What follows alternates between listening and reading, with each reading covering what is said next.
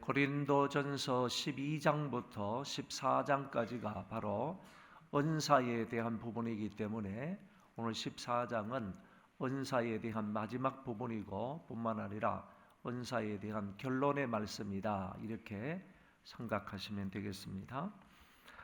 이 고린도전 14장은 1절부터 25절이 한 묶음으로 되어 있고 마지막 부분이 또 다른 묶음으로 되어 있습니다.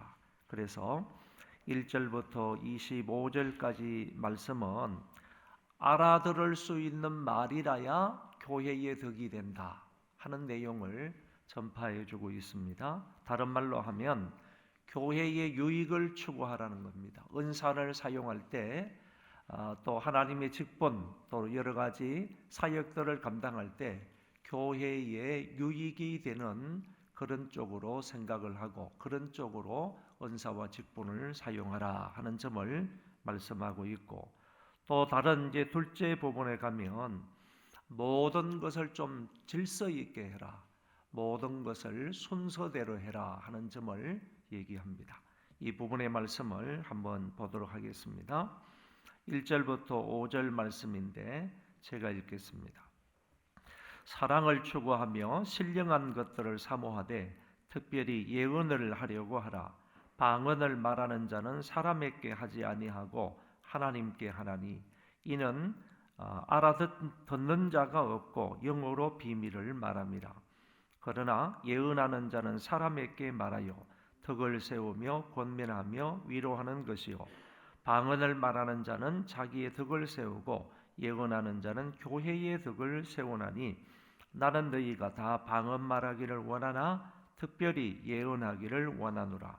만일 방언을 말하는 자가 통역하여 교회의 덕을 세우지 아니하면 예언하는 자만 못하니라. 여기 이제 사랑으로 말하며 교회의 덕을 세우라, 이렇게 좀 주제적인 말씀을 여기에서 하고 있고, 그러면서 방언을 말하는 사람은 하나님께 말하는 것이기 때문에 이것을 듣는 사람에게는 유익을 주지 못한다, 이렇게 말하는 것입니다. 내 영이 하나님과 소통하는 데 필요한 영적인 언어가 방언이기 때문에 내가 방언으로 무엇인가를 말하면 사람이 알아듣지 못하는 거예요. 영적인 언어이기 때문에, 신령한 언어이기 때문에 하나님만 알아듣는 그런 언어이다, 이렇게 말합니다.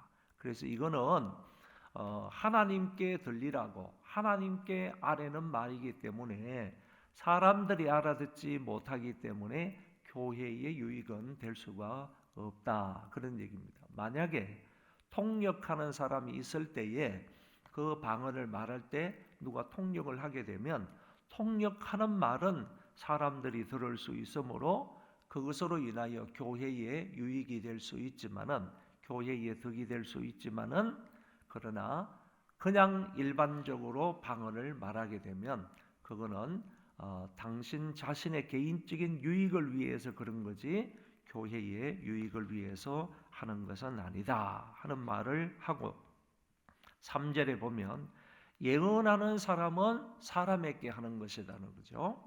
그 사람의 미래에 대해서 말하든지, 그렇지 않으면 하나님의 말씀을 효과적으로 잘 가르치고 전파하든지, 이런 것들을 통하여, 말씀을 잘 전파하는 것을 통하여 사람들에게 권면하는 것이 되고 위로가 되고 뿐만 아니라 그 사람의 영적 유익을 추구하게 된다. 이래서 바울은 방언하는 사람하고 예언하는 사람을 예를 들면서 교회에 덕이 되는 말은 예언하는 것이다, 이렇게 말하고 있는 것입니다. 4절에 방언을 말하는 자는 자기의 덕을 세우고 자기의 영적 유익에게만 미친다는 거죠. 예언하는 자는 교회의 덕을 세우나니, 이때 교회의 덕은 다른 사람의 영적 유익을 말하는 겁니다. 하나님의 말씀을 듣는 것을 통하여 영적 유익을 받을 수 있다, 이렇게 말합니다. 6절부터 11절까지 읽도록 하겠습니다. 시작.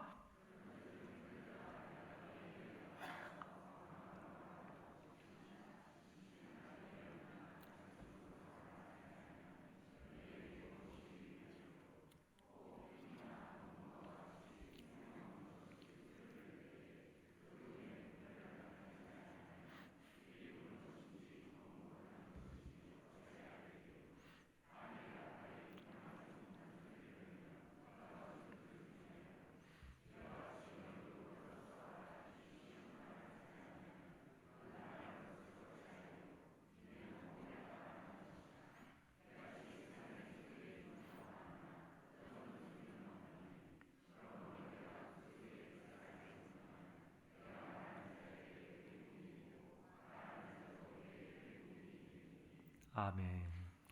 여기에서 바울은 네 가지 비유를 통해서요, 이해할 수 없는 말의 무익함에 대해서 얘기를 합니다. 이해할 수 없는 말이 얼마나 무익한가, 유익이 되지 않는다는 얘기죠. 그것을 네 가지 비유로 말하고 있는데 제가 그 밑에 써놓았습니다. 첫째는 바울이 교회의 방언을 말하고 계시, 지식, 예언을 말하지 않았다면 교회에 유익이 되지 않았을 것이다. 이 사도 바울은 고린도 교인들보다 더 방언을 잘한다고 그랬습니다. 더 방언을 말한다고 그랬습니다. 그러니까 방언의 은사가 있어도 바울은 그 방언을 자기 개인의 영적인 유익을 위해서 고린도 교인들보다도 훨씬 더 방언으로 기도하는 것이 많다는 거예요. 그렇지만은 그 방언을 함으로 인해서 고린도 교인들에게 유익이 끼친 것이 없다는 거죠. 고린도 교인들에게 유익을 준 게 없다는 거예요. 없고 다만 자기가 계시나 지식이나 예언을 말함으로써 교회에 유익을 끼쳤다, 주었다, 이렇게 말하는 것입니다. 만약에 내가 바울이 계시나 아니면 예언이나 지식이나 이런 것으로 너희들에게 유익을 끼치지 않았다면, 내가 방언만 말했다면 너희들은 결코 나를 통하여서 영적 유익을 얻지 못하였을 것이다, 이렇게 얘기하는 겁니다. 그 다음에 두 번째는 악기가 소리를 내지만 악보를 따라서 소리를 내지 않으면 무슨 소리인지를 알 수가 없다, 그런 얘기죠. 무슨 소리인지 알 수 있겠어요? 정확한 음을 내줘야 저게 어떤 음이다 하는 것을 알게 된다는 얘기죠. 셋째는 분명한 나팔을 불지 않으면 그 전쟁을 준비할 수가 없다. 외국에서 이스라엘 같은 데서는 과거에 전쟁에 나간다 그러면 양각 나팔을 어떻게 불라 이거 있잖아요, 그렇죠? 군대 갔다 오신 분들 아침에 기상하는 나팔은 어떤 식으로 불고, 취침 나팔은 어떻게 불고, 긴급하게 모이라는 것들 나팔은 어떻게 불고, 이런 것이 있지 않겠습니까? 그러면 그런 나팔을 불 때 그 소리를, 분명한 소리를 내줘야 그 소리를 듣고 전쟁에 나가든지 일어나든지 자든지 할 거 아니겠어요? 그래서 분명한 나팔 소리가 없으면 전쟁을 준비하지 못한다, 그런 얘기죠. 넷째, 사람이 서로 알아들을 수 없는 의미 없는 말을 한다면 서로에게 외국인에 불과하다. 만약에 이거는 네 가지 비유를 통하여서 알아들을 수 없는 말의 무익함에 대해서 얘기를 하지만은 실제적으로 이런 것을 통하여서 말하고자 한 것은, 바울이 말하고자 하는 것은 방언을 질서 없이 무질서하게 방언을, 여기 모여 있는 사람이 한 230명 정도 된다면 230명 정도 되는 사람이 전부 다 방언을 하는데 여기저기 막 방언을 하게 되면 한 사람이 방언을 해도 이해할 수 없는 말인데 여러 사람이 막 질서 없이 막 방언을 하게 되면 어떻게 다른 사람들이 그를 알아듣고 영적 유익을 얻을 수 있겠느냐, 이런 말을 하고자 오늘 바울은 네 가지 비유를 통하여서 이렇게 이해할 수 없는 말, 이런 무익한 말이 얼마나 사람들에게 해가 되느냐 하는 점을 우리에게 얘기하고 있는 것입니다. 네 번째 경우 같은 보면 내가 그 소리의 뜻을 알지 못하면 각자 서로에게는 외국어가 된다, 이런 얘기입니다. 제가 만약에 여러분들이 이렇게 말했다고 합시다. 슈샤 몰라 니니마 무쫄라, 여러분 무슨 말인지 이해하세요? 아는 사람, 통역할 수 있는 사람 없잖아요. 그러니까 이렇게 말하면 전부 다 여러분들에게는 아무런 유익이 안 된다는 거예요. 다시 한번 말할까요? 슈샤 몰라 니니마 무쫄라. 그럼 무슨 말이에요? 나도 모릅니다. 나도. 내가 지어낸 말이에요. 그러니까 이렇게 말하면 서로에 대해서 외국어일 뿐이다, 이제 알아듣지 못하는 외국어일 뿐이다. 분명한 소리를 내라, 이게 분명한 소리를 내지 않으면 교회에는 전혀 유익이 되지 않는다. 다음 말씀을 보겠습니다. 12절부터 17절인데 제가 읽으면서 설명하겠습니다. 그러므로 너희도 영적인 것을 사모하는 자인즉 교회의 덕을 세우기 위하여 그것이 풍성하기를 구하라. 그러므로 방언을 말하는 자는 통역하기를 기도할지니 내가 만일 방언으로 기도하면 나의 영이 기도하거니와 나의 마음은 열매를 맺지 못하리라. 그러면 어떻게 할까? 내가 영으로 기도하고 내 마음으로 기도하며 내가 영으로 찬송하고 내 마음으로 찬송하리라. 그렇지 아니하면 내가 영으로 축복할 때에 알지 못하는 처지에 있는 자가 내가 무슨 말을 하든지 알지 못하고 내 감사에 어찌 아멘 하리요.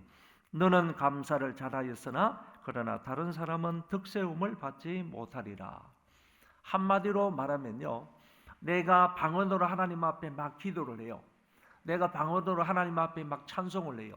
내가 방언으로 여러분들에게 막 축복을 해요. 내가 방언으로 하나님 앞에 막 감사해요. 네 가지가 나왔어요. 기도하고 찬송하고 축복하고 감사하는 내용이 여기에 나왔어요. 내가 방언으로 아무리 이렇게 해도 여러분들은 그것을 알아듣고 아멘, 아멘, 아멘 반응할 수 없다는 거예요. 이해가 안 되니까, 알아들을 수 없으니까.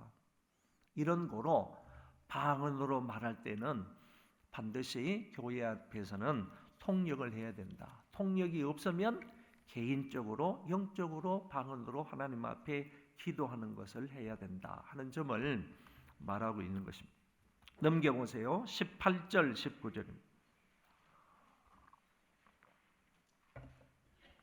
18절 19절 이 말씀은 바울은 말합니다. 18절에서 내가 너희 모든 사람보다 방언을 더 말함으로 하나님께 감사하노라.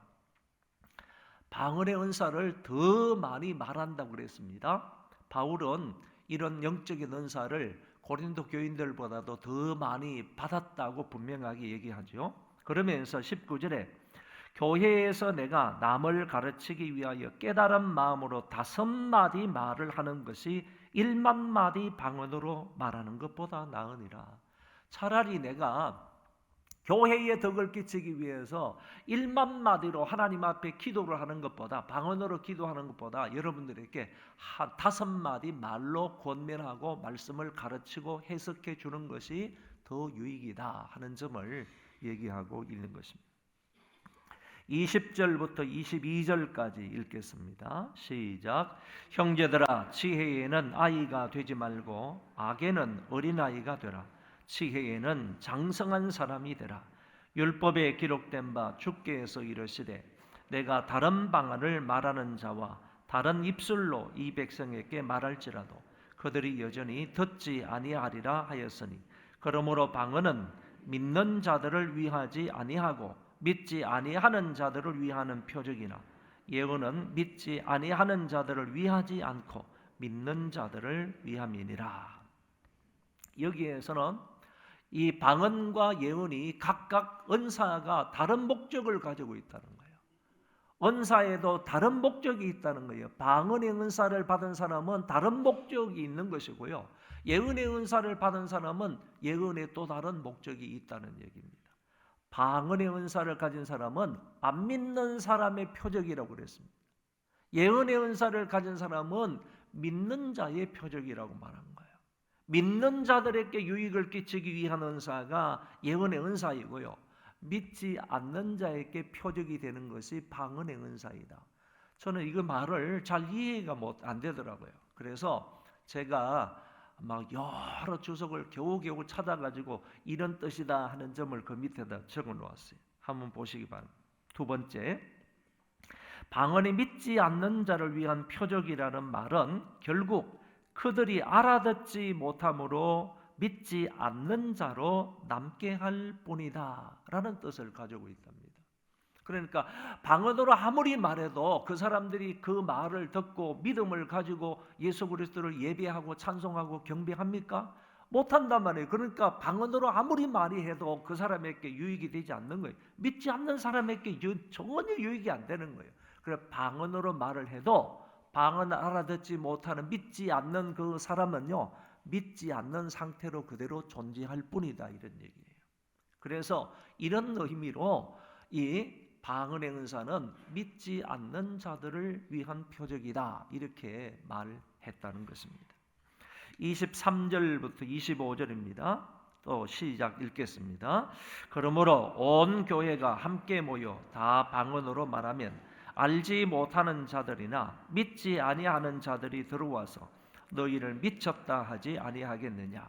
그러나 다 예언을 하면 믿지 아니하는 자들이나 알지 못하는 자들이 들어와서 모든 사람에게 책망을 들으며 모든 사람에게 판단을 받고 그 마음에 숨은 일들이 드러나게 되므로 엎드려 하나님께 경배하며 하나님이 참으로 너희 가운데 계신다 전파하리라. 그 밑에 설명을 좀 읽겠습니다. 교회가 모였을 때 모두가 방언을 하면 초신자들과 방문자들이 미쳤다고 할 것이다. 그런 얘기입니다. 그 다음에 모두가 예언을 하면 그들의 말을 통해 불신자들과 초신자들이 가책을 받게 될 것이다. 또한 마음의 숨은 일들도 드러나게 될 것이다. 그리하면 그들이 하나님을 경배하는 역사가 일어날 것이고 교회 중에 하나님이 살아계심을 인정하게 될 것이다. 그러므로 방언은 교회에 유익을 주지 못하나 예언은 교회에 유익을 준다 하는 말씀을 계속해서 여기서 하고 있습니다. 자, 26절부터 33절입니다. 이제 또 다른 주제로 넘어갑니다. 앞에는 이해할 수 없는 말은 교회에 유익이 되지 못한다. 고로 교회에 덕이 되는 말을 하라. 이렇게 얘기를 하는 것이 1절에서 25절 말씀이고 26절에서 마지막까지는 이제 전 은사에 대해서 결론을 내리는 겁니다. 특별히 방언이나 예언의 은사를 어떻게 교회 안에서 사용해야 하는가, 이 부분에 관해서 말씀을 하는 것입니다. 26절에서 33절까지 읽겠습니다. 그런즉 형제들아 어찌할까? 너희가 모일 때에 각각 찬송시도 있으며 가르치는 말씀도 있으며 계시도 있으며 방언도 있으며 통역함도 있나니 모든 것을 덕을 세우기 위하여 하라. 만일 누가 방언으로 말하거든 두 사람이나 많아야 세 사람이 차례를 따라하고 한 사람이 통역할 것이요 만일 통역하는 자가 없으면 교회에서는 잠잠하고 자기와 하나님께 말할 것이요 예언하는 자는 둘이나 셋이나 말하고 다른 이들은 분별할 것이요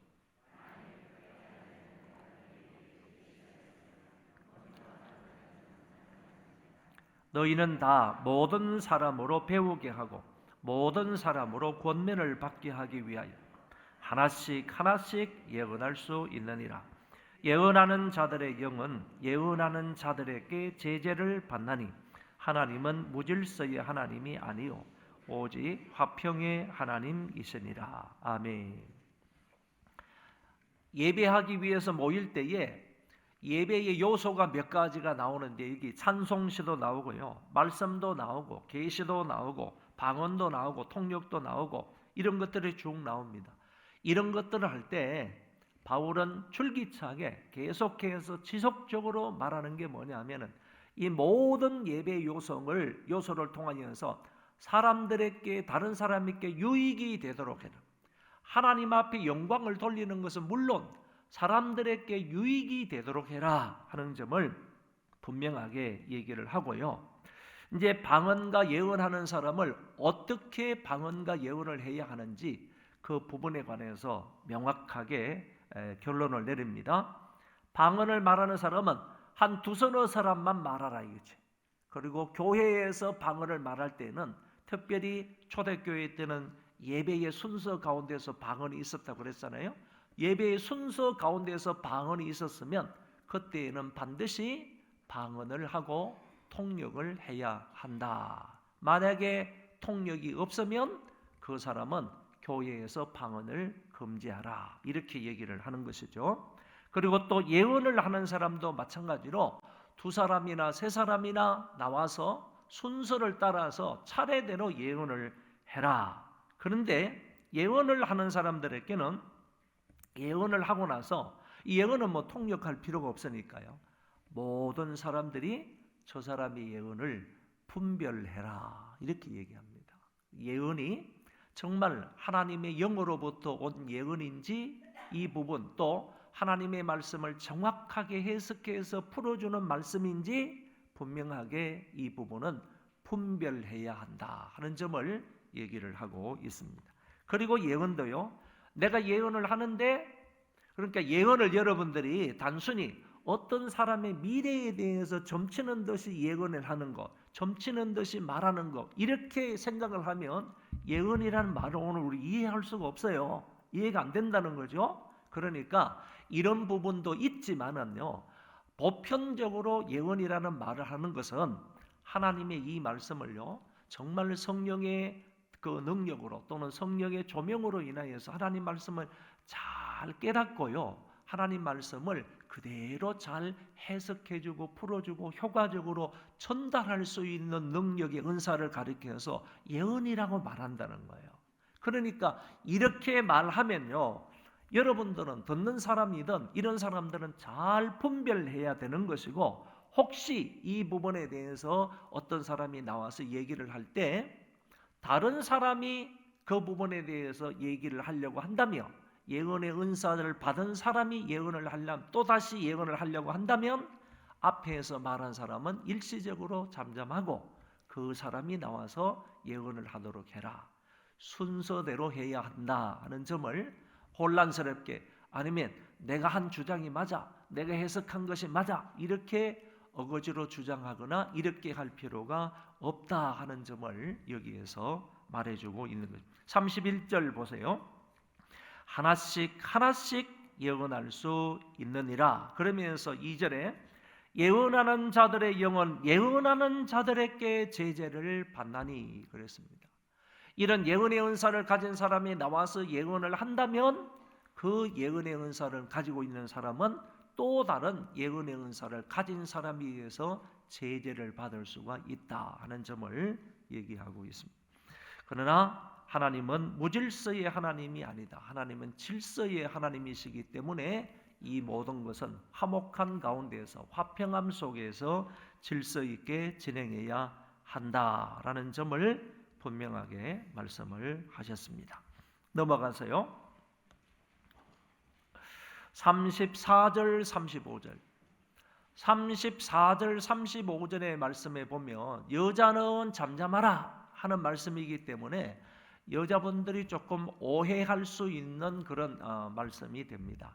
그리고 또 뿐만 아니라 왜 은사 얘기를 하다가, 방언이나 예언이나 또 다른 은사 이야기를 하다가 왜 여자들은 교회에서 잠잠하라 이런 얘기가 나오게 되었는가라는 얘기죠.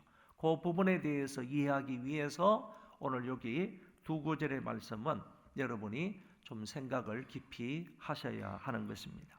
34절 35절 다 같이 읽겠습니다.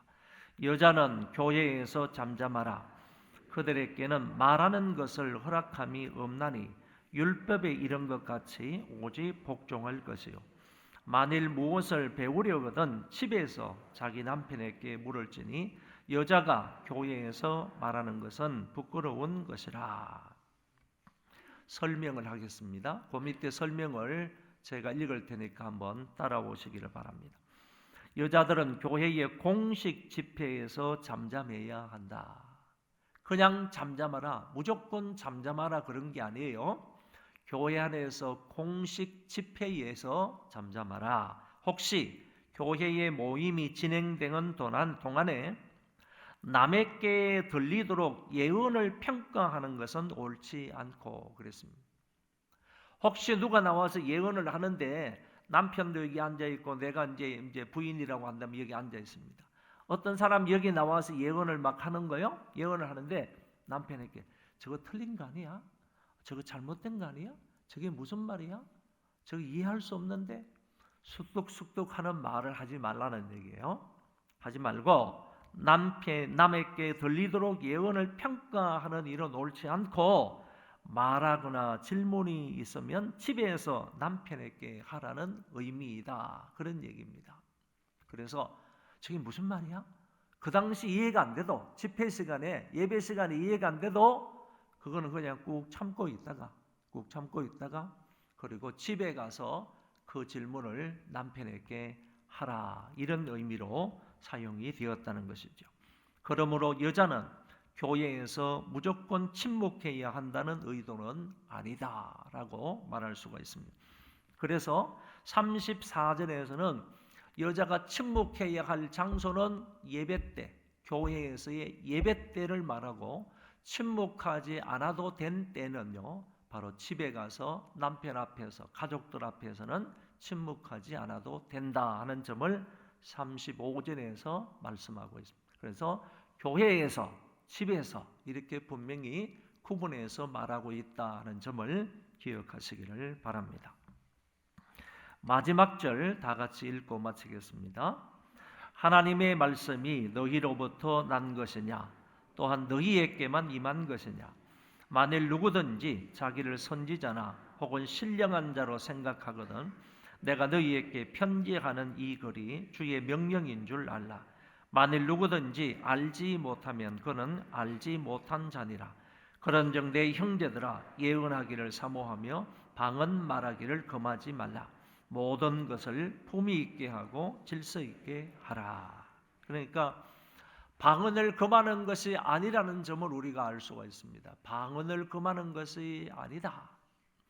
우리 교회 한동안요, 방언하는 사람들이 막 경쟁하듯이 막 방언을 해가지고 좀 어려움을 영적으로 겪었을 때가 있습니다. 새벽마다 이쪽 저쪽 세쪽 한 세 분단에 한 명씩 앉아가지고요, 지난번에 얘기했죠, 모 철수로부터 방언을 받아가지고요, 그 집단에 가면 방언을 가르쳐줘요.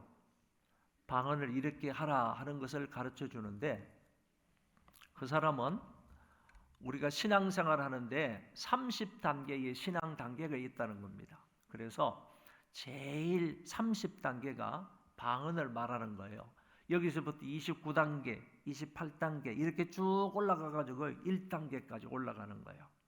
그래서 그 철수라는 사람은 미안해요. 그 철수라는 사람은 자기는 1단계까지 올라가 있다는 거죠. 그래서 영성 훈련을 하는데 수없이 많은 사람, 한국 교인들이 몰린 거예요. 그러면 이제 30단계부터 이제 신앙생활을 하도록 만들어야 되는데, 여기에서부터 자기처럼 이런 단계까지 올라오도록 만드는데, 거기에 찾아오는 사람들이 방언을 받기 위해서 찾아오는 사람이 많다는 거죠. 그런 게 방언을 못하는 사람이 방언을 하기 위해서 찾아오는 사람이 많다는 거죠. 30단계부터 가르치는 거예요. 방언은 이렇게 하는 거다. 그래서 가르치는데, 지난번에도 제가 예를 보였죠. 혓바닥을 입천장에 붙이라는 거예요. 혓바닥을 입천장에 붙여서 혓바닥이 그 입천장에 붙은 것을 떼지 말고 붙여놓고 할렐루야를 말하든지 랄랄라를 말하는 거예요. 이거를 그냥 30분이든 20분이든 10분이든 계속해서 이상한 소리가 나올 때까지 계속해서 훈련을 시키는 거예요.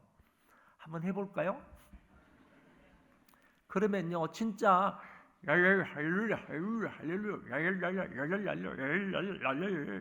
이렇게 돼요. 그러면 한 10분만 하고 나서 여러분들 그냥 한번 말해 보려고 그러세요.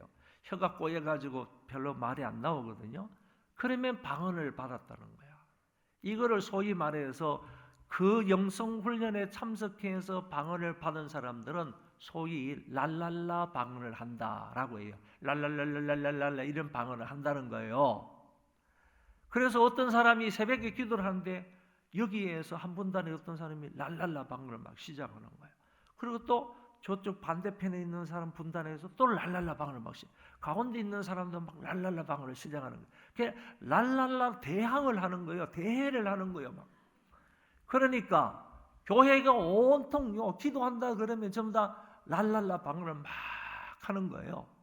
물론 성령에 의한 방언도 있을 수 있겠지만은 제가 그것을 판단할 때는 이거는 분명히 이 박철수파의 방언이다라고 생각을 해서 제가 그런 부분에 대해서 조치를 했던 적이 있는데, 전혀 이 사람들은 알아듣거나 아니면 받아들이지를 않는 거예요. 결국에는 그분들이 한두 사람씩 이렇게 교회를 나가게 되는 그런 부분이 있었는데, 여러분 이런 겁니다. 인위적인 방언은 안 된다는 거예요. 이거는 성령께서 주시는 은사로서의 방언이 아니라는 거예요. 이렇게 말하니까요, 교회가 얼마나 소란해지는지 모르겠어요. 다른 사람들이 와가지고 기도를 못하는 거예요. 다른 사람이 와서 예배를 못 드리는 거예요. 사람들이 와가지고 이거 이상한 교회다라고 하는 거예요. 정상적인 사람들이 저 교회는 새벽 기도 가면 이상한 소리를 하는 사람들이 있다. 그리고 또 갑자기요, 랄랄라 방을 막 분단에 한 명씩 있어가지고 여기저기서 막 경쟁하듯이 하다가 갑자기 또 어느 순간에 딱 끊어져요. 딱 끊어져서 10분이든 20분이든 말도 안 하고 딱 가만히 있는 거예요. 입 다물고 가만히 있는 거예요.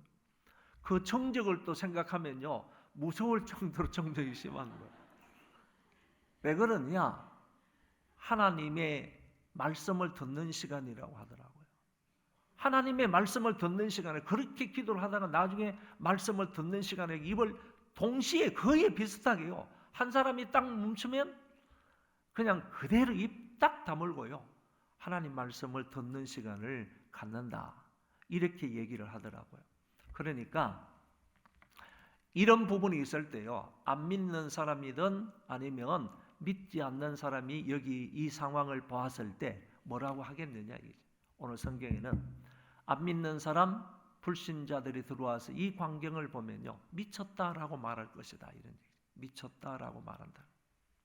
여기에서 그런 부분을 여기에서 쓰고 있습니다. 지금 어디까지 했죠? 이거 성경을 다 읽었습니까?